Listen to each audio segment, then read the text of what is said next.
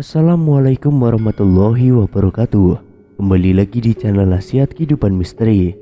Pada video kali ini saya akan membahas tentang sosok di balik terjajahnya bangsa Indonesia. Dendam kesumat Semar atas kehancuran kerajaan raja-raja Hindu-Buddha yang dianyuminya menyusup lewat penjajahan Belanda dan Jepang di Nusantara.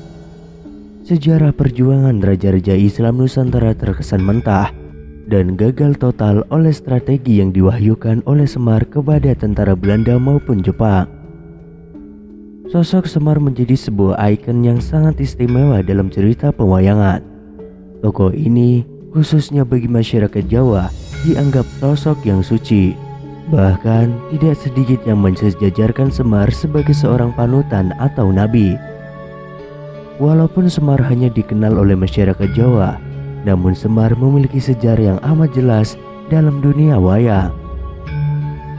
Dunia wayang mengisahkan bahwa Sang Hyang Wenang berputra satu orang bernama Sang Hyang Tunggal.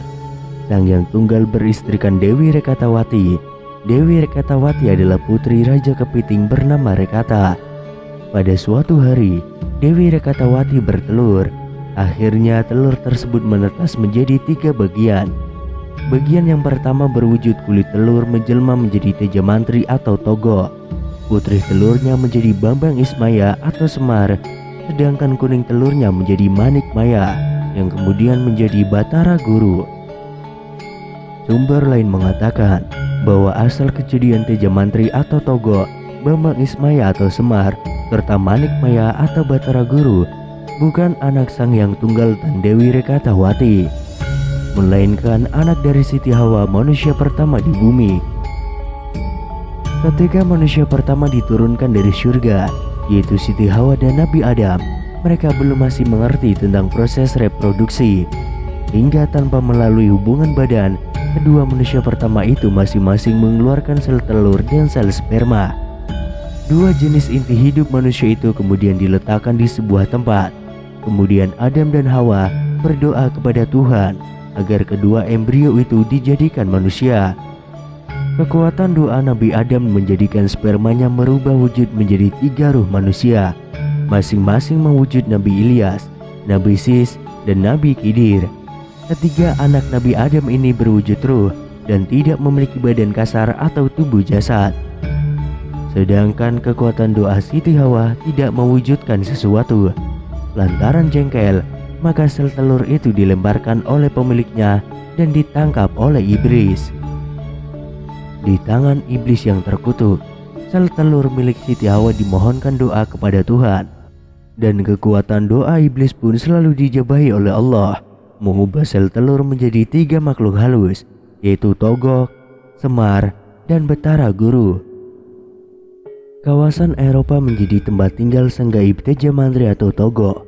Sedangkan Batara Guru atas perintah iblis bersemayam di segitiga Bermuda dan memiliki nama lain yaitu Dajjal.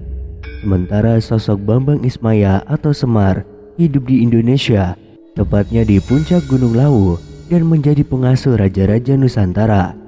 Tentu saja semua itu atas arahan, suruhan, dan didikan dari tuannya yang mengasuh mereka yaitu iblis laknatullah. Agama Hindu merupakan sebuah kepercayaan atau agama yang diciptakan Bambang Ismaya atau Semar Badranaya. Sementara itu Semar bersama Dewi Sekarwati Mara juga menciptakan agama Buddha serta menyebarkan di bumi Nusantara. Penyebaran dua agama itu terjadi pada abad ke-1 Masehi hingga abad 12 Masehi. Pada tahun 1401, Sultan Muhammad I dari Istanbul, Turki mengutus 9 orang pilihannya untuk menyebarkan agama Islam di Nusantara, termasuk Pulau Jawa.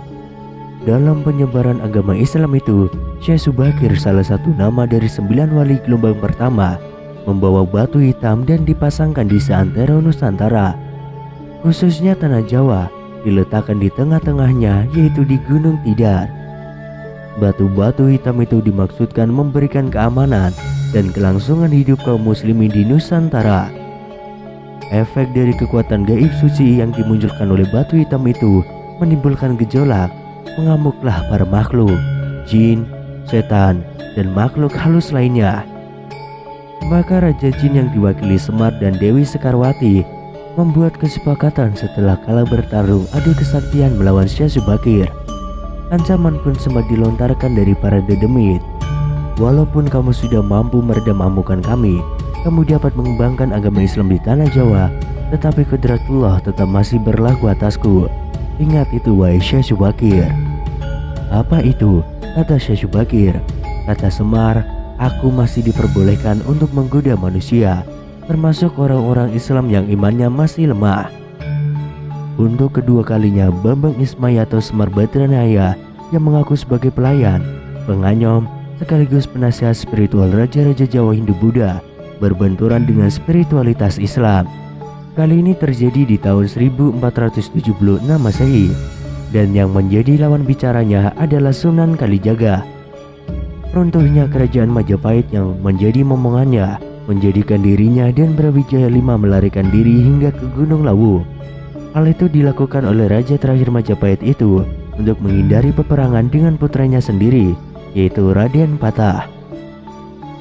Menurut seorang Ninoweh yang tinggal di Sidoarjo, bahwa Ki Semar Badranaya saat bertemu dengan Sunan Kalijaga dengan sukarela mengizinkan rakyat Majapahit memeluk agama Islam, namun disertai catatan tidak dengan paksaan, apalagi melalui peperangan. Silakan anak angger menyebarkan agama Islam, asal jangan melalui paksaan dan peperangan, kata Semar.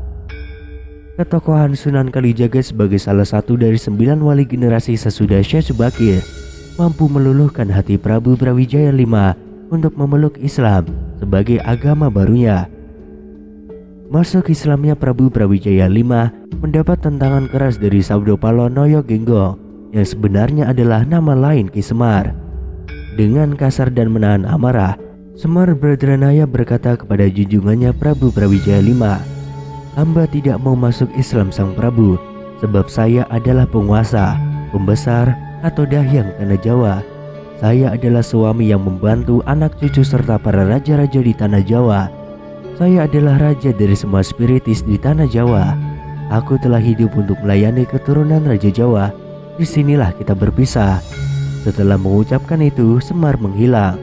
Namun Ki Semar masih sempat memberikan ancaman akan membuat sengsara kepada penduduk Nusantara selama 500 tahun. Nanti dalam waktu yang tidak terlalu lama, tanah Jawa khususnya dan Nusantara secara keseluruhan akan menjadi kawasan pembantaian oleh bangsa yang menjadi asuhanku. Hal itu terjadi selama 500 tahun. Setelah itu aku akan muncul kembali dan mengubah spiritualitas dan menyebarkan di seluruh tanah Jawa. Mereka yang menolak akan mati. Mereka akan menjadi makanan bagi setan. Saya tidak akan puas sampai mereka semua hancur, termasuk kekayaan alam Nusantara. Penderitaan rakyat Nusantara tidak akan pernah terhenti hingga Gunung Merapi meletus, lava dan abu berjatuhan ke barat daya dengan bau yang mengerikan, yang merupakan sinyal bahwa saya akan segera hadir mengiringi Ratu Adil.